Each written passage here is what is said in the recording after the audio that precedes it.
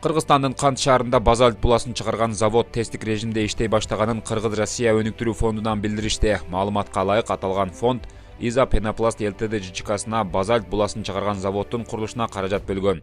Кыргыз Россия өнүктүрүү фондунун төрагасы Артем Новиков заводду кыдыруу учурунда министрлер кабинети менен бирге Кыргызстандын өнөр жай потенциалын өнүктүрүүнү улантып жатканын айтты. Бүгүнкү күндө өлкө 100% базальт буласын сырттан алып келет.